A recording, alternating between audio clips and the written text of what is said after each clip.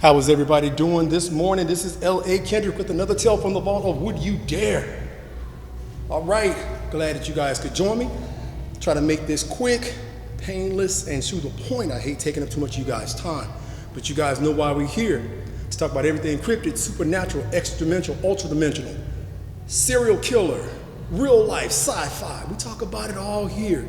UAPs, UFOs, aliens, demonic possessions. We talk about it all here. Ghosts, paranormal, the spooky, the weird, which is what I write about in a lot of my titles and novels. Remember, if you go to my YouTube page and subscribe to my YouTube page, L.A.Kendrick 95, right?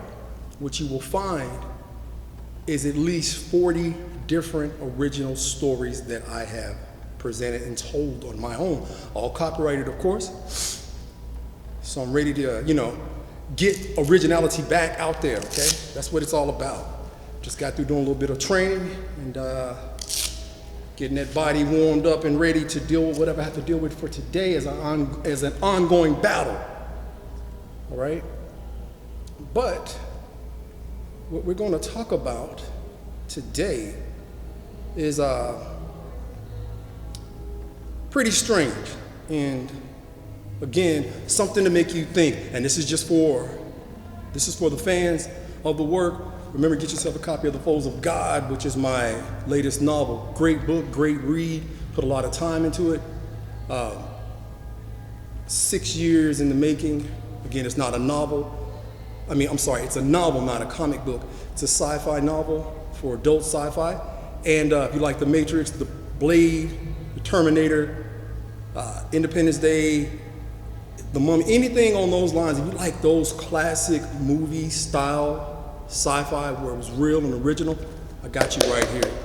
You guys feel free to get a copy, please. Amazon, Barnes & Noble's, Books A Million. Waiting for you right there. So, take this with a grain of salt, this information. I just grab something like we do off the internet or from word of mouth, and we run with the story. We don't do any retakes or outtakes because we want to make sure that it still has the organic feel and that you're getting something like you're just talking at a brunch or at a bar when you get off work, you and your boys or you and your girls, whatever you're doing, you guys talking to you, you're sharing your mind, all right? That's what we do here. So without delaying anymore, the party don't start till you walk in. And now that you're here, let's begin. We're going to talk about the ancient giants of Nevada, Lovelock Cave, right? So let's get right into it. It starts off, was North America once inhabited by a race of giants? According to an old legend supported by several challenging archaeological finds, forgive me you guys. It is possible. Many Native American tribes tell stories about the long-forgotten existence of a race of humans that were much taller and stronger than ordinary men. These giants are described as both brave and barbaric, and the legends often mention their cruelty towards whomever they pleased. The Paiute, a tribe that settled in the Nevada regions thousands of years ago, have an outstanding legend about a race of red-haired giants called the Setika. S-I-T-E-C-A-H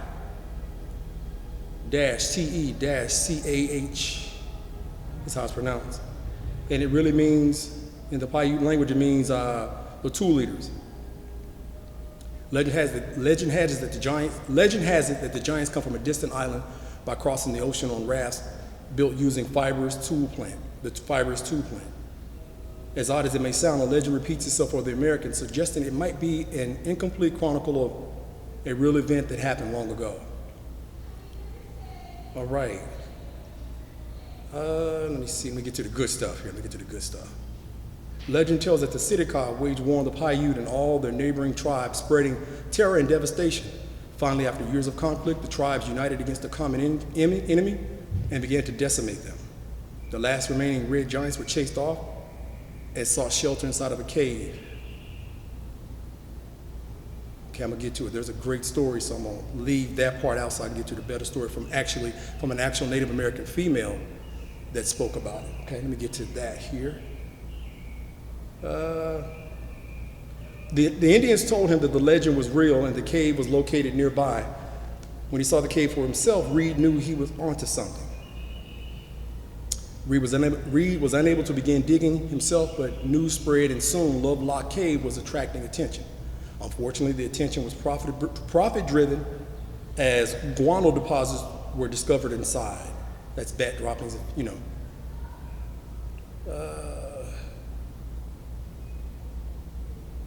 Let me see. This led to an excavation being performed in 1912 by the University of California, and another one took place in 1924. Reports told about thousands of artifacts being recovered, some of them being truly unusual. Measuring between 8 to 10 feet high, these mummies have since been referred to as the Lovelock Giants. Huh.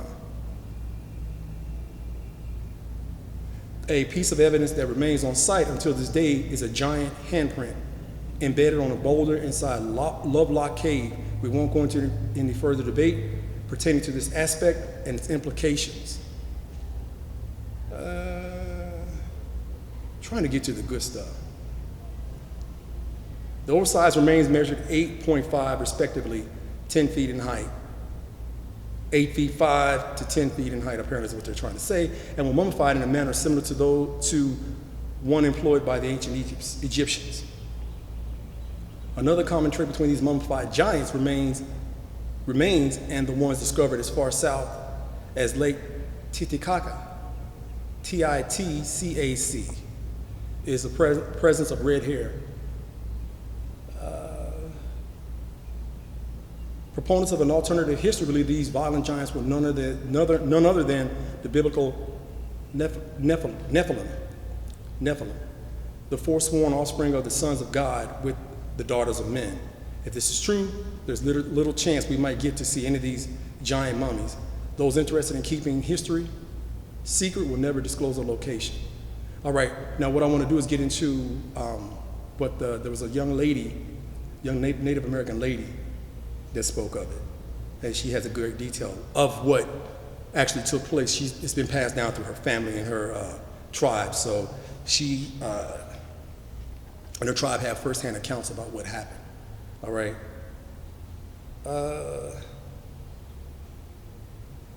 Here's her story. Scientists have said there's no proof of giants first described in old Indian tales.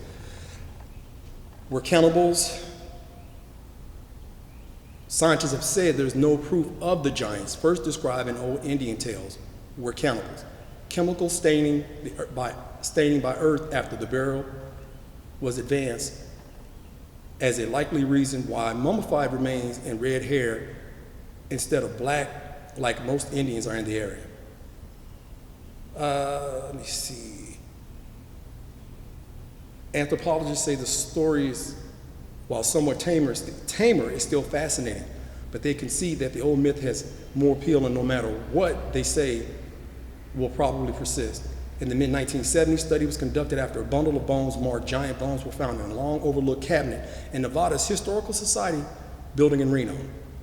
The late Sheila Brooks, who chaired the anthropology department at UN Las Vegas, analyzed the bones, which apparently came from Lovelock Cave and treasure trove scientists trying to reconstruct Nevada's early history. Dr. Brooks said her investigation showed some of the bones were from cows, not giants. The human bones appeared to be remains of Indians, maybe 6 feet tall, big, but not that big, she said. The myth was written down in 1883 by Sarah Winnemucca. It's Winnemucch Hopkins, daughter of the Paiute Indian chief. She told of strange red-haired tribe of cannibals. Her ancestors drove into a cave and suffocated them by lighting a fire at its entrance. She said the people eaters were so fierce they would leap into the air and snatch arrows whizzing over their heads and shoot them back at their enemies. The Paiutes named these giants Sedekai, which translates to tool eaters. The giants wove tubes of fibrous water plant into rafts navigated across what remained of Lake Lahontan. So the story goes. The Paiute, a Native American tribe indigenous to parts of Nevada, Utah, and Arizona, described the Sedekai as vicious, unapproachable people that killed and ate their captives, and told early settlers that after years of warfare, all the tribes in the area joined together to rid themselves of the giants. The fleeing giants took refuge in Lovelock cave and refused to leave despite demands that they come out and fight. So the pursuers filled the entrance to the cave with brush that was set on fire in a bid to force the giants to come out. The few that did emerge were promptly killed. The giants that remained inside the cave were asphyxiated.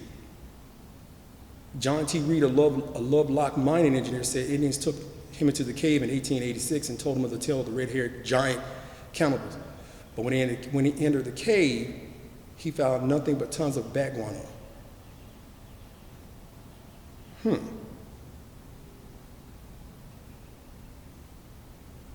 All right. Trying to get to the good stuff, which I think that's pretty good. Let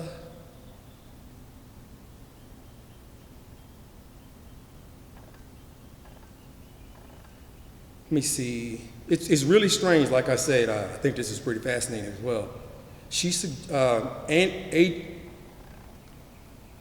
Adrienne Mayer wrote about the CityCon in her book, Legends of the First Americans. She suggests that the giant interpretation of the skeletons from Lovelock Cave and other caves in Nevada was started by entrepreneurs setting up tourist displays. She also noted that their hair pigment is not stable after death, and the various factors such as temperature and soil conditions can turn very dark hair rusty red or orange. All that may be true, but try convincing readers who love a good tale. Now, that's the end of that, right? And I'm just going to touch on some things like when I was in the military, right? And we were training. And we would be asleep at night or going to sleep in our racks in our bunks or whatever, right? Because we're going to go to Afghanistan. And this was back in the early 2000s, 2007, 8, 9, 10, whatever, right? And what we remember hearing stories about giants in Iraq and over in Afghanistan as well, right? And we heard stories about it, and these giants were supposed to be red-haired. So when they say red-haired here, maybe contributing factors to something else, I'm thinking, yeah, but this is what we heard, this is what we were told before we took, before we were going to deploy over there, right? And they were talking about giants being 10 to 12 feet tall and doing some damage.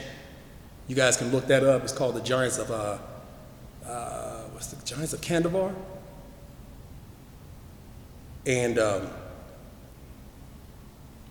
we didn't, none of the guys that I know saw anything like that, but it kept some of the young soldiers up. They were scared.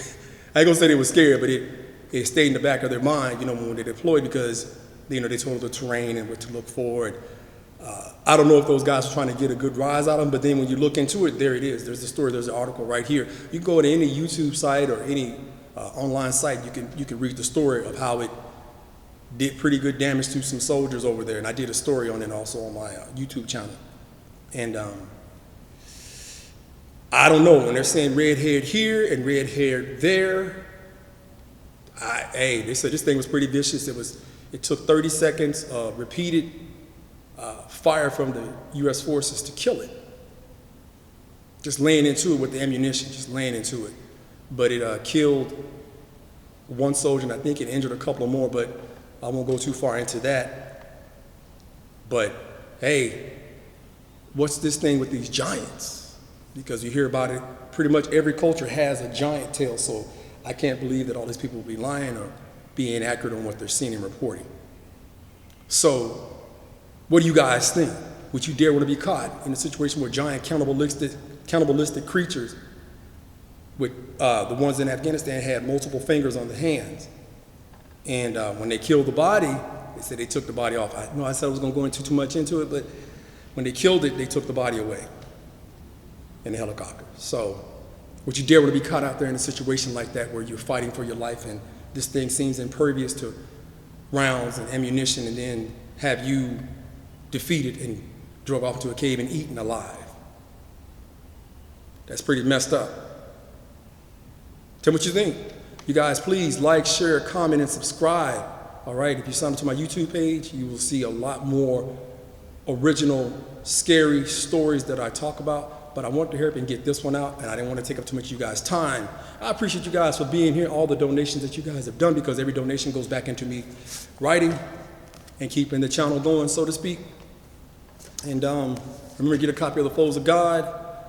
And like I say, support your boy, because I got you covered on original stories. If you're tired of the same old microwaved versions of good stories from back in the day, I've got original stories for the here and now. And in closing, you know how we do.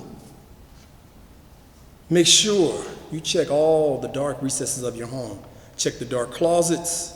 Make sure that if you work late at night or into the wee hours of the morning, while it's still dark or limited visibility, make sure you check outside of your car. You check under your car.